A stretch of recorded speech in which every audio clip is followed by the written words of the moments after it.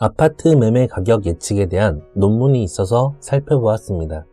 요약 부분을 보니 데이터를 수집해서 인공지능 기술을 활용하여 아파트 가격을 예측한다는 내용인데요.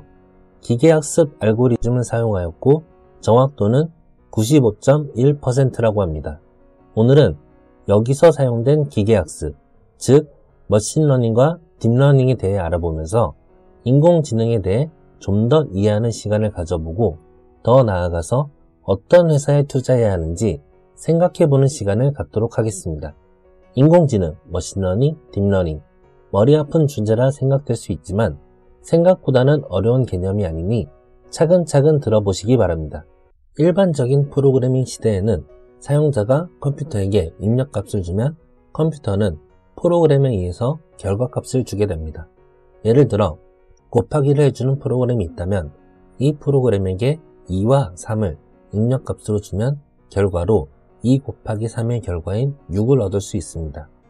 사람이 일일이 프로그래밍을 해줘야 하기 때문에 프로그램을 만들고 유지보수하는 데 비용이 들게 되며 특히 시간이 많이 소요되기 때문에 급변하는 세상에 따라가기 어려운 단점이 있습니다. 머신러닝이 나오고 나서 이 개념은 바뀌게 되었는데요.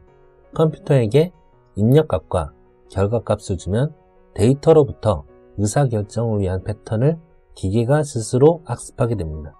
예를 들어 다음과 같은 데이터 입력값과 결과값이 있다면 컴퓨터가 데이터를 보고 스스로 학습을 해서 프로그래밍을 하게 된다는 것입니다. 이런 머신러닝은 학습 방법에 의해 총 3가지로 분류가 되는데요. 첫 번째, 지도학습입니다. 지도학습은 입력값과 출력값을 모두 확인해서 데이터의 특징을 파악하고 파악된 특징을 토대로 다음 출력값을 예측합니다.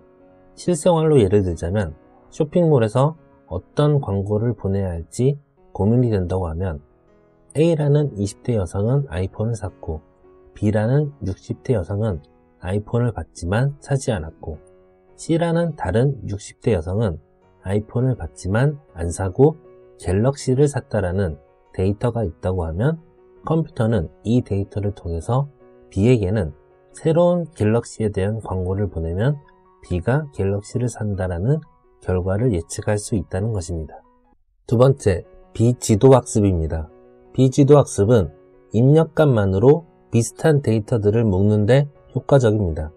예를 들면 SNS에 고객, 팔로우 정보를 가지고 새로운 친구를 추천해줘서 예전의 친구를 만날 수 있게도 해주고 SNS에 좀 더 머물게 하는 효과를 얻을 수 있습니다.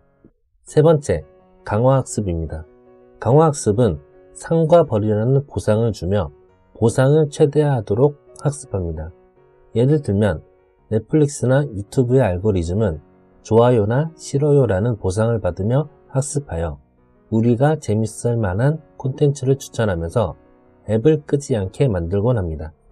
이렇게 살펴본 머신러닝은 어떤 데이터를 분류하거나 값을 예측하는 데 효과적입니다. 이렇게 데이터의 값을 잘 예측하기 위한 데이터의 특징들을 피처라고 부르며 머신러닝에서는 적절한 피처를 잘 정의하는 것이 핵심입니다. 아주 간단한 예시였지만 스마트폰을 구매하는 데에는 성별과 나이가 영향을 끼칠 수 있다고 판단하여 피처 엔지니어가 직접 성별과 나이를 피처로 정의했던 것입니다. 이렇게 딥러닝 이전의 머신러닝에서는 가공되지 않는 데이터를 보고 사람이 직접 적절한 피처를 만들어야 하는 불편함이 있었습니다. 하지만 딥러닝이 나오고 나서는 가공되지 않은 데이터를 딥러닝 모델에 넣어주면 모델이 알아서 피처를 알아내고 아웃풋을 내는 형식으로 발전하게 되었습니다. 즉, 딥러닝의 경우에는 피처를 선정하는 부분까지 한꺼번에 학습합니다. 예를 들어 고양이를 구분한다고 하면 머신러닝에서는 귀의 형태, 입의 구조, 수염 유무, 털의 형태 등의 피처를 사람이 먼저 선택해야 했지만 딥러닝의 경우 동물을 찍은 사진을 입력으로 넣어주면 스스로 어떤 특징이 동물의 종류를 추정하는 데 유용한지 알아내게 됩니다. 이렇게 딥러닝은 피처를 선정해줘서 사람의 손이 필요한 부분들을 컴퓨터가 더 많이 처리해주는 편리함이 있습니다. 그럼 오늘의 결론입니다. 세상에는 다양한 일이 생깁니다. 사람의 경험에는 한계가 있지만 수많은 데이터를 학습한 인공지능은 사람보다 더 이성적으로 정확한 판단을 하게 될 것입니다. 결국 좋은 프로그램은 다양한 데이터에서 나오게 될 것이고 우리는 데이터를 많이 가진 회사에 투자하는 것이 성공 확률을 높일 수 있다고 생각합니다. 그럼 오늘도 감사합니다.